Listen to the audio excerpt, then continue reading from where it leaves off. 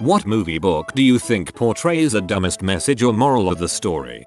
It was long ago so I may misremember stuff, but Caribous. One episode, the promise to bake cookies with grandma. Then an evil witch came along and turned the children into vegetables. Granny chased away the witch and saved the children. Then she chastised them for missing the cookie baking. If being transformed to a veggie is not a valid excuse to miss baking with Granny, I don't know what is.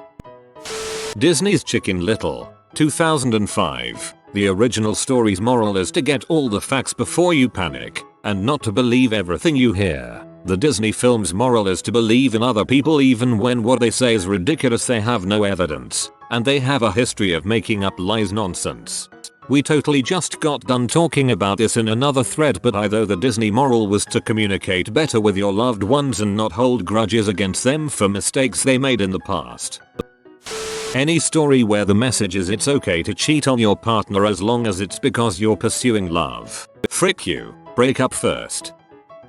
Not exactly a book or a movie, but a story I had read when I was a kid. It was about a doctor who treats a very sick kid and the mom gives a beautiful silk purse as a thank you gift to the doctor. The doctor tells her he doesn't want the purse and wants the woman to give him his fees. The woman is hurt and removes some money from the purse she was giving him as gift. Turns out, there was a lot more money in the silk purse than what the doctor was asking for as his fees. The moral of the story was you should not be greedy, but when I remembered the story when I was older, I realized it was a stupid story and the doctor was not wrong at all. Cars 2. I'm still freaking confused, even after forcibly watching it hundreds of times. Mater was embarrassing and made a scene, costing McQueen a race at one point. That low IQ lemon got what came to him, yet McQueen was in the wrong for not listening to that manic buffoon. Sure, Pixar, sure. Pixar should have just called it Mater, a Cars story, because it's not really tied into the other two films very well. Mater is in a few scenes in Cars 3, and at no point does he mention his brief career as a spy, and you know he'd never shut up about that. Glass Castle had an original message that it was building towards, that it's okay to cut toxic people from your life. Then in the last 20 minutes the plot flips that into the much more palatable, marketable, acceptable message that you should forgive and forget because family. The Glass Castle is my favorite book and I was pumped when I heard it was going to be a movie. After seeing the trailer, I refused to watch it. It so obviously tries to make it some feel-good story about forgiving her father when that is not the point of the book at all. There's an old movie called Cimarron where the main character is portrayed as a free spirit, which basically means that he'll bail on his family for years at a time to go exploring the Wild West. When he gets back, his wife is, understandably, pissed at him and the fricking bastard chews her out for it, and the movie clearly wants you to take his side. 13 Reasons Why, the book. I haven't seen the show. She used suicide to get revenge on people. I didn't get the impression that this girl was really depressed. She was just angry and vengeful about how people treated her, so she killed herself after sending petty tapes to everyone. I mean, I guess someone can do that, but it was touted as this great example of suicide awareness when that's not at all what suicidally depressed individuals look like or act like. I thought it actually sent a super horrible message because there was a powerful sense of vindication because of how she acted and how the recipients of the tapes reacted, which would give people the idea that doing what she did is a good idea to get back at their bullies. It's not a good idea. Any story where the message seems to be just keep relentlessly pursuing the girl of your dreams, and eventually she will realize that she actually loves you. Go on, she won't think you're creepy at all. Just be persistent, and she'll come around. Where I'm from, that's called stalking. And breaking up a current relationship, engagement, or bursting into her wedding to declare your love for her is totally cool as long as she's about to marry Mr. Wrong. That sentimental copypasta story about the blind girl with a boyfriend who loved her. One day, she went in for eye transplantation surgery, and her boyfriend was by her side. She was looking forward to finally being able to see her beloved, only to find out he had no eyes. She rejected him because the sight was hideous, and in tears, he told her it was he who donated those eyes. Every time I come across that, I wonder how he could cry. With what now? LOL. Does anyone remember that comedy movie Project X about a dude having a house party to try and become popular and it goes out of control? By the end of the movie his house and neighborhood has been set on fire and had a car through the wall. There are drugs everywhere. He's told that his college scholarship is cancelled. He's going to jail and his parents tell him he'll never go to college because all the money they have is gonna be spent rebuilding their house since insurance won't cover the destruction. You would think that's the moral of the story, but nope. Instead the moral is that actually it was totally worth destroying his future for one big party and being popular for his last few days in high school. Like the last scene is him walking down the hallway in high school with everyone high-fiving him and he gets a hot girl. Like holy frick, is that a stupid message to be telling people? Also really stupid because after that film I knew so many people in college who kept hyping up crappy house parties as totally gonna be like Project X dude. If I recall correctly, that movie is actually based on some Australian kids party. Pretty Woman. I have had more than 140 something tell me why can't I have that. Okay, let's watch this documentary on what being a streetwalker is like. I don't mean that part, I mean I want to be rescued. There's an episode of Family Guy where Meg finally lays into her family about how they treat her and calls out their hypocrisy. It was so cathartic to watch. But then when the family turns on each other she backtracks and says something to Brian like, I'm the lightning rod that absorbs their anger and if they're being horrible to me, they won't be horrible to each other, then freaking apologizes for all of the very true things she said so her family will go back to abusing her instead of each other. The cherry on the cake is Brian telling her, that's very mature of you. There's a saying that abuse victims have to remind themselves their well-being should take priority over the needs of their abusers. You don't have to set yourself on fire to keep others warm. It would have been so easy for them to find a resolution where Meg was the victor at the end and then just go back to status quo in the next episode like they usually do. I know it's just Family Guy but that episode peed me off so much. I remember that was deep. Brian should have stuck up for her and backed her up, but then they can't make it too serious or stop being mean to Meg. But so frustrating. There's a Japanese tale called Urashimatero. Urashimatero is a young man who sees some people fricking with a turtle on a beach. He saves the turtle. The turtle says, hey, thanks. Come hang out for a bit, so the turtle takes Urashimatero to an undersea palace and he meets a sea princess. Everyone has a good time for a while but eventually Urashimatero decides he should head home. So the princess gives him a lovely box to take home with him and the turtle gives him a lift home. When he gets there, everything is different. So he asks some kids what's up and mentions his name, Urashimatero, and the kids mention that there used to be some guy by that name like 100 years ago but he disappeared into the ocean. Oh frick. Well, I can at least open that nice box from my princess friend. Poof. Evil magic. Urashimatero is now an old man. The end. The frick? What was I supposed to learn from that? He was kind. The turtle and princess were his friends. Why did they dong him? Why the pointless third act twist ending? It's like if Little Red Riding Hood's grandmother was revealed to be an evil robot on the last page. The frick does that mean? That children's movie with Ariana Grande about the baseball card. It's about a group of teens who find a valuable baseball card and instead of looking up its value online like a normal person they instead immediately go to a collector and sell it without knowing its value. He obviously lies about its value. They find out and feel cheated so they decide to steal it and go on a crime spree. Breaking and entering, theft, blackmail, fraud, and at the end they presumably destroy this guy's life by putting false charges on his account totaling $35,000. Even if you can see how it was justified to steal the card, I don't see how it was okay for them to commit fraud and try to ruin him financially. The guy didn't do anything wrong or illegal and the group of kids are basically heartless bastards. What's the message? If someone takes advantage of you being a massive idiot then it's okay to ruin the guy's life by committing serious crimes? And it's a kids movie so the moral message is usually central to the story.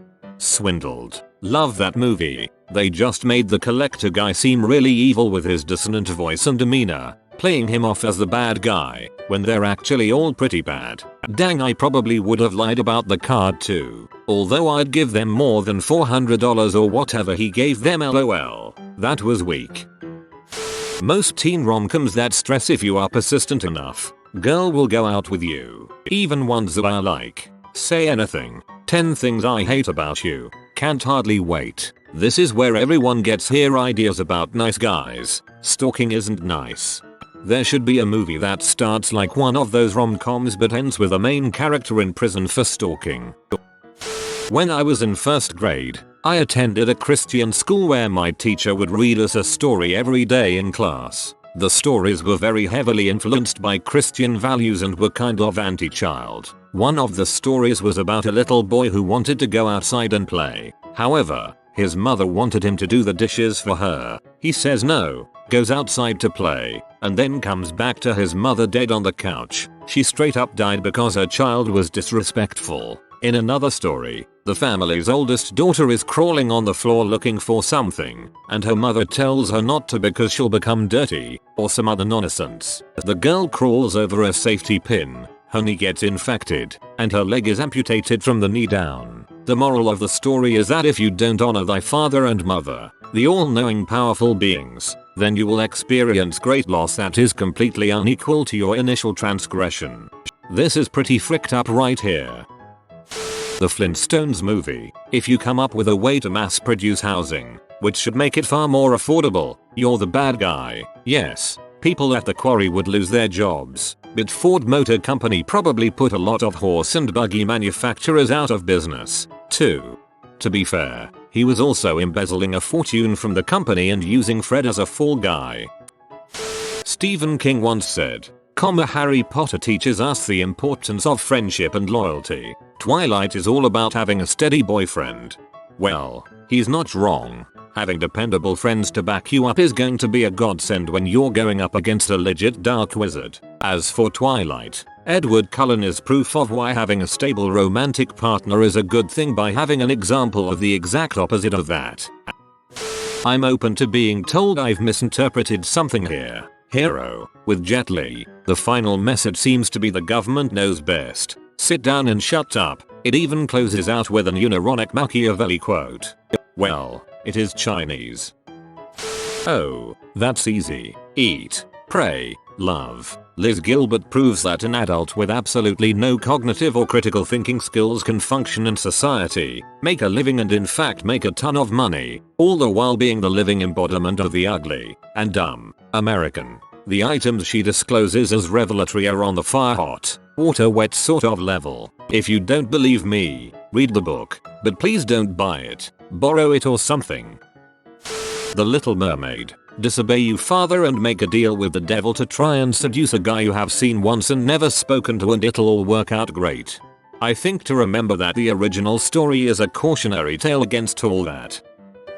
This will be buried, but Christmas with the Kranks infuriated me. The movie is about a couple whose daughter is not coming home for Christmas, so they decide to go on a vacation. The neighborhood demands that they join the Christmas festivities and attempt to force them into it. Ultimately, the daughter decides to come home after all, so the couple forget about their vacation and drop everything to put together a traditional Christmas, just as the neighbors wanted. Freaking pee me right the frick off. The message of that movie is that adults should not be allowed to decide how they want to spend their holidays. Instead, they should bow to the demands of others and absolutely must have a traditional Christmas. Plus, they build that movie as a comedy, which is a freaking offensive statement in and of itself.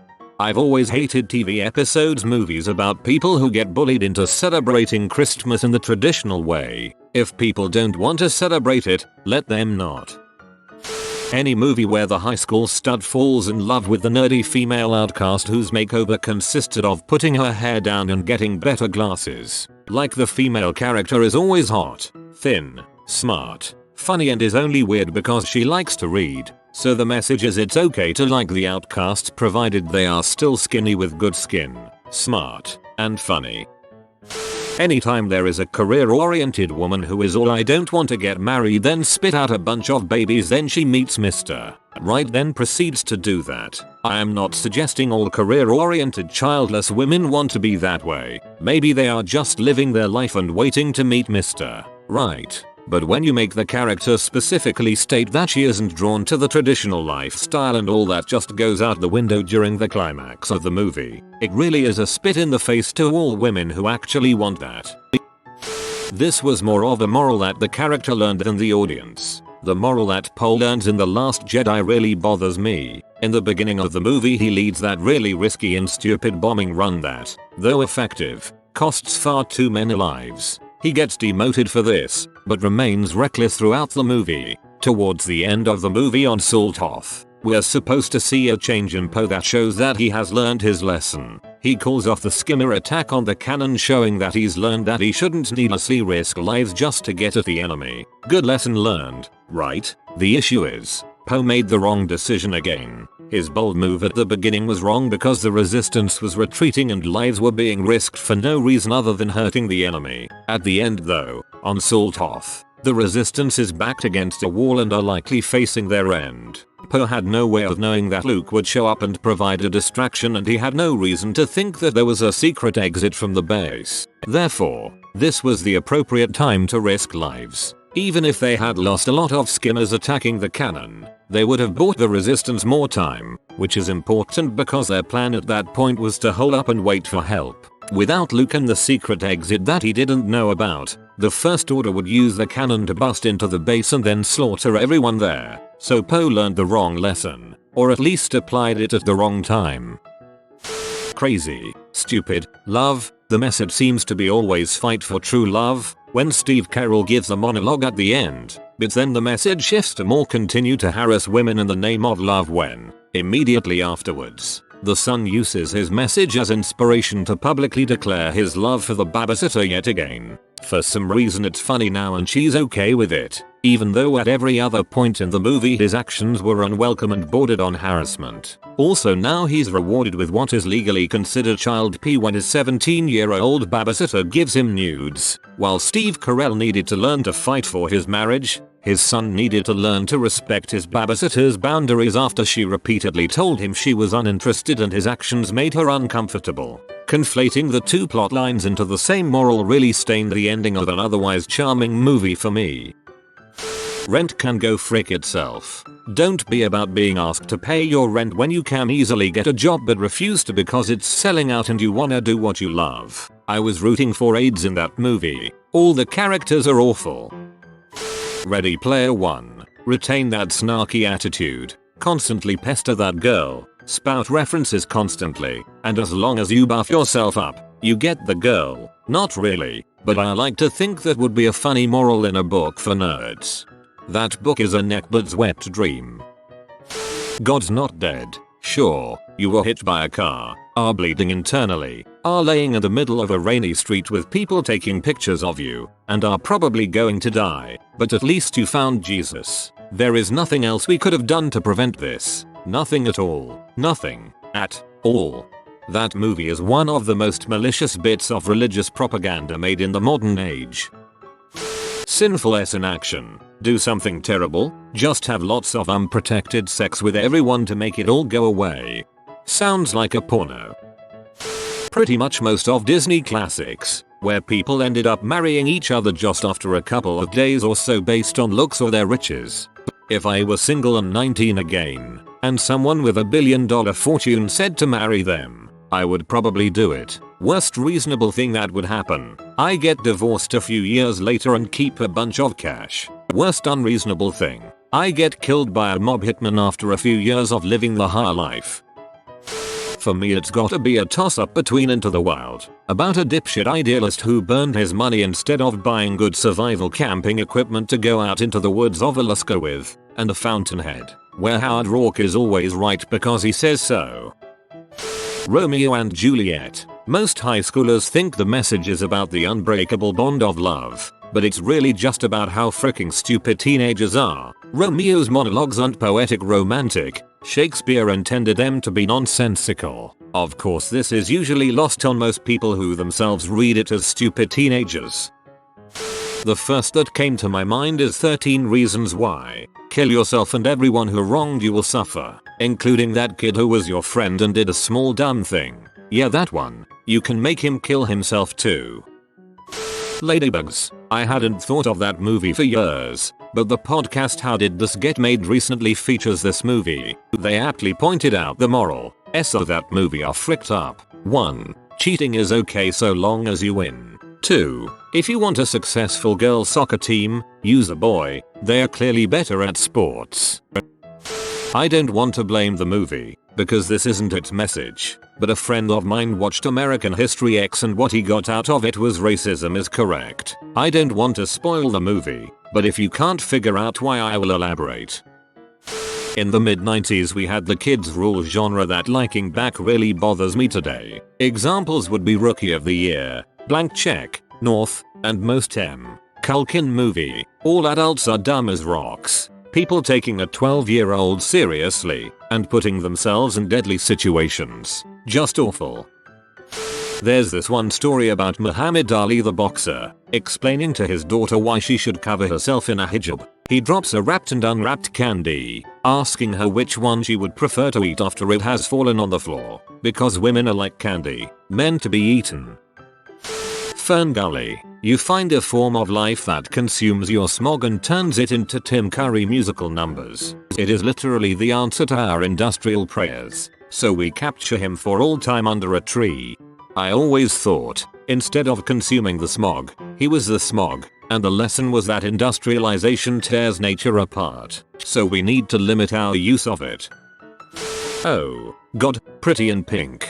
So, Andy is poor but quirky and fashionable, living with her deadbeat dad. She has a weird friend, Ducky, who is also monetarily challenged, but mostly he's just weird. This rich guy, Blaine, thinks Andy is cute, asks her out, they go on dates, but oh, the drama. They have trouble because Blaine is rich and Andy is poor. Ducky makes Andy feel bad about the relationship, and Blaine's rich friend Steph, so many stupid names in this movie, who kinda digs Andy, pressures Blaine against Andy. They get into a fight and now they're not going to prom together. Sad. Andy holds her head up high, decides to go to prom anyways, and designs and sews the ugliest dress known to womankind, and she wears it to the prom. At the prom she meets Ducky, yay, a good friend at the prom. But then Blaine realizes how wrong he and Steph were, and he approaches Andy at the prom. Ducky basically hands her off to Blaine with his blessing, and it's all happy. The end.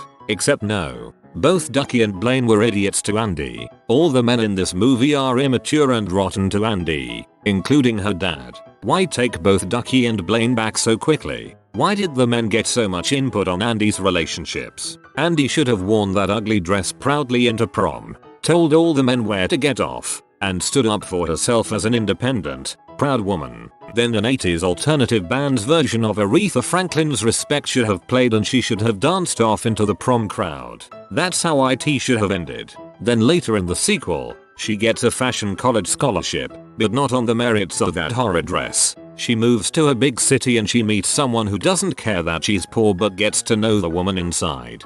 Andy lives in a cozy 2-story house and has her own pink car. That broad doesn't even know what poor smells like. He's just not that into you. Every single character is awful. The whole point of the story is that you shouldn't chase after someone who isn't into you, which seems like a good lesson. It's just a shame that the main female lead throws herself inexplicably at the schmuck who is just in long for 90% of the film, then has the realization that he's not into her, but in the next scene he falls for her anyway. So essentially in that storyline, and despite the freaking title of the film, you should chase and chase until you wear a man down. Then there's Jennifer Aniston's character, so desperate for a proposal that she breaks up with her long-term boyfriend because he doesn't want to propose. He's into her, but doesn't believe in marriage. They only reconcile when she essentially forces him to change his mind on something he fundamentally wasn't interested in. Then there's Jennifer Connelly. She finds out that her husband is cheating on her yet seems to be okay with this. She breaks up with him for smoking. In the same storyline, Scarlett Johansson is willingly having an affair with JC's husband, despite knowing that he is married, and only leaves him when she has to witness him with his wife, as it's disgusting she doesn't seem to acknowledge the fact that that's exactly what she's been doing all along. Drew Barrymore is just the worst person in the world, but her character is a close second because she also just chases after guys non-stop and falls in love at the drop of a hat. On the surface it seems like a pretty pro-feminist positive film about empowering women to take control. Unfortunately literally no one in the film does it, and it perpetuates the notion that despite him not being into you, you should carry on. In a film with 5 stories focused intently on women, the men somehow have all of the power, which seems like a complete juxtaposition, especially considering a woman, Drew Moonface Barrymore, wrote the thing. It's probably the most aggravating film I've ever seen. Nothing about it is good or logical. If you are new to the channel, you can subscribe. I publish new videos every day. Until then, check another video.